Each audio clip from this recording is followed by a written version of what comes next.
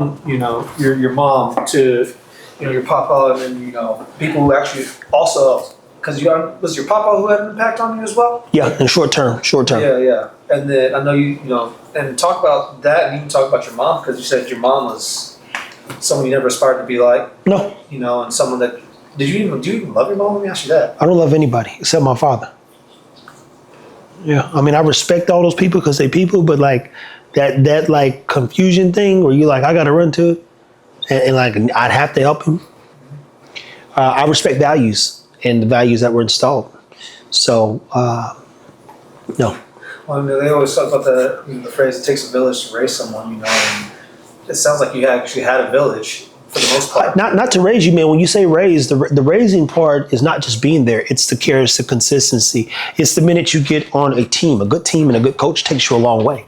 So when you say, hey, what raised you? Like Richard said in the kitchen, and many people we talked about, the football lines on the football field saved their life because of not the village, but the care, the consistency, the requirements, the expectations, the practice, the execution, the game, the going back and revisiting, watching film and finding areas you could be better. That's raising a person. They never forced me to really be better. I mean, think about it. I got Fs my whole 8th grade year. My mom never even really knew. And my dad was like, well, what's his grades doing? So he's like, you got to hold him back. In prison, he told them to hold me back. So no, they didn't care. So when you ask in the village question, what is something that you want to know about these other, I guess, caricatures in my story? I guess how they impacted your life, because it sounds like it keeps going back to the one person who actually did, which is your father. Mm-hmm. Well, I never looked up to any of them, and I don't want to be anything like them. Were there good times? Yeah. Were there fun times? Absolutely. Is my mom a bad person? Of course not. She ain't never done nothing to me. And I think she did the best she could with what she had. But she's not, she's your mom. That's it. She's just your mom. She's just a human being. What about your grandparents, and what do they mean to you? Because I know you took time, and this is one thing that I learned too, that I know I need to even sit down and do with my own mom at some point here soon, is I remember you took the time to sit down with your grandparents and, get them on film, get them behind the camera. Yeah. To talk about certain things. Well, I start falling in love with storytelling slowly but surely. And the love part comes to all the work people. When I picked up a camera, I didn't intend to go this far. And the more I began to watch things, I kept saying, man, I could create that. I could do that. And you start doing it, it works out. And then people would ask me questions, even when I was doing T-Fit. And they say, man, Trev, how'd you get so confident? I think I was just born with it, man. So I wanted to create a timestamp, full interview with Nana and Paul, because they spent a good portion of time, assisting and getting me to and from places and allowing us to live in their home and supporting my mother when, she couldn't afford certain things, and just being there as kids when my dad was locked up, etc. So I said, man, Nana, if you don't mind, walk people through who I was as a baby. And my grandfather kind of sat there and chimed in at times, but it is super important, if I were you guys, to go back and at times capture what you can with these people and put it on film. And, your kids, if you're a kid person or a family person, will be able to watch these things. But I would just say, my grandfather, my dad said, clarity is the most important thing between two men, Trev. And part of that comes from me telling my dad's girl at the time to shut up. And she was just talking to me. We was at Minor Park, golf course. My dad was finishing up golfing. He says, go up there, tell her I'm almost done, wait with her. So I think she's just trying to be a nice person and, do this. So I just say, would you shut up? And she was like, wow. So my papa, my dad didn't know how to handle it, because hit me in my mouth, things like that. That's another thing. He used to beat me up. But that's one of them times he was like, yo, that's crazy. This dude is off the chain. And so my papa was like, Trev, you gonna start saying yes, sir, and no, sir. I said, why? And he was like, because you don't know the difference between a child and an adult. I said, well, what makes you think that? He said, well, you told Miss So-and-so to shut up. I said, yeah, she was talking too much. Did y'all tell me to be quiet or shut up when I'm talking too much? He's like, yeah, but you can't tell no adult that. I said, what do you tell him then? He said, well, you can't tell him to shut up. I said, what if I don't want to talk to her then? And so he just said, well, look, clarity is the most important thing between two men. And we just need to be clear that you know the difference between a child and an adult. I still don't to this day. Because if I had a kid and it was like, hey, I don't like so-and-so, I'm going to go, why? What's going on? Well, I'm like, oh, children give you honest perspective and stuff. They don't have that thing yet. You tell them not to do it. If I know about it, I would never tell them what not to say. I'd be like, yo, tell me everything.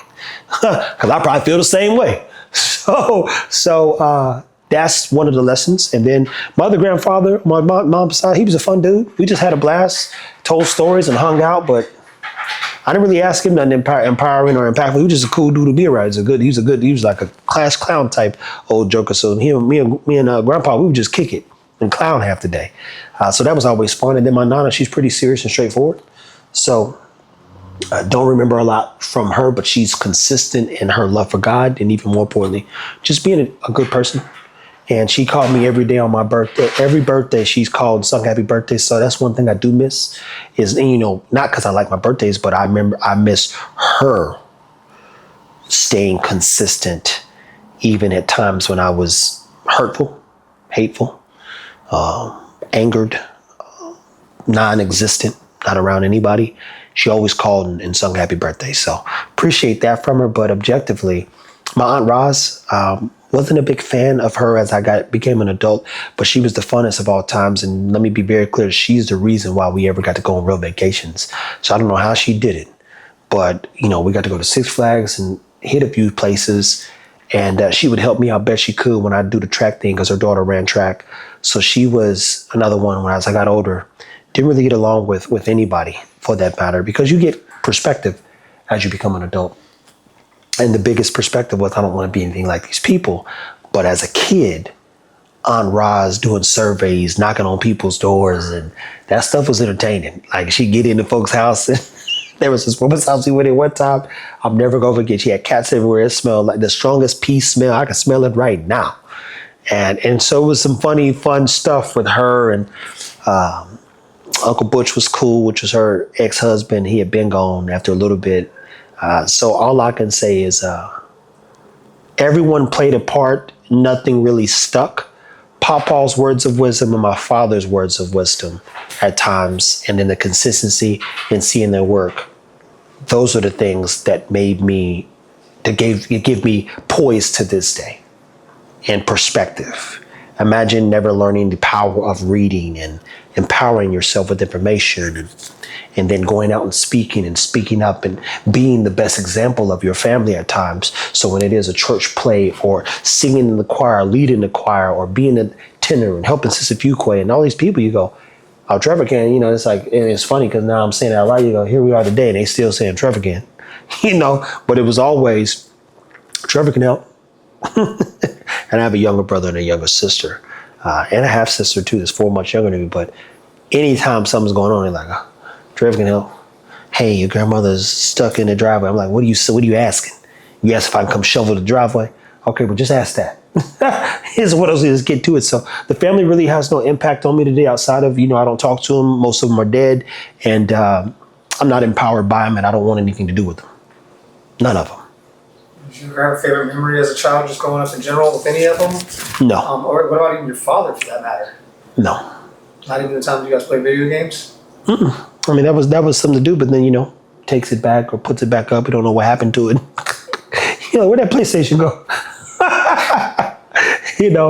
He's like, oh, Mom, I need to fix the TV. Take the TV, put it upstairs, give it to a little girl named Clarissa. TV. My grandma's like, boy, where's my TV at? Oh, I'm fixing it. That nigga ain't fixing nothing. That TV's upstairs. So no, I can't, man. I can't remember something. I was like, man, I wish I could go back. I think when you talk about memories and stuff, and that's been epiphanic for me as well, people. One of the scariest things, which is why I'm doing this as well, is that from about 5, say to about 18, and 18 because I took a photo with my dad and grandmother on the football field graduating high school. But I almost would say from 5 to 18, there are no photos of me in any family picture, any photos technically with me, my mom, my sister, my brother. And I don't think a photo exists of me and my dad outside of potentially if they found one, be us. You paid a little dude when you go to the prison to visit, in a gray outfit. But when you look back and you go to a person's house and you get the photo album, you look, man, what happened here? Someone's, oh man, we went fishing, I caught such and such. I literally look back from 5 to almost 18, and I don't think there's technically, realistically, any photos maybe one of me, my sister, and brother with my grandparents. So imagine living a whole life and you can't pick up one memory and look back and say, I was there. There's no proof. All the albums are gone. My grandmother got evicted out of her house because of my dad. My mom got bamboozled because of her grandparents. But I thought back, I said, damn, nobody picked up a camera and captured a moment. But at the same time, we broke. So you don't go on vacations with mom or dad. Don't go nowhere with your dad. Don't go on no vacation with your mom. When you do go, you're going to some church thing. So there's no proof from about 5 to 18. And I could be wrong. Somebody might have a photo out there of me as a kid or with my siblings or with my father or doing anything. When you get to the place I'm at now, that's a scary thing. Because I even like looking at people's photo albums and say, hey man, what was going on here? But what's this? Oh, this was a so-and-so fish. This was a such and such. That's cool. That's cool. I have nothing to show for. So the other thing that we've been doing is capturing moments throughout the year that when we go back and say, what happened here? Man, dude, remember that booze and food man? Remember that barrel house? Remember that such and such? Like, yeah, I was there. So half of my life I've forgotten because there's nothing to remember. No one to remember. I almost can't picture some of these people's faces. Uncle Butch, Uncle Al. I can see my Aunt Janice and Roz. That's just the things, but you can leave them in there for a little bit longer because they're for the dogs. But I literally have nothing to look back on and remember anything. And that's almost even a scarier thought than what I'm doing right now. So I would just tell you, man, make sure y'all taking some photos because I have no memories, not to learn from, not to relive, but a lot to create.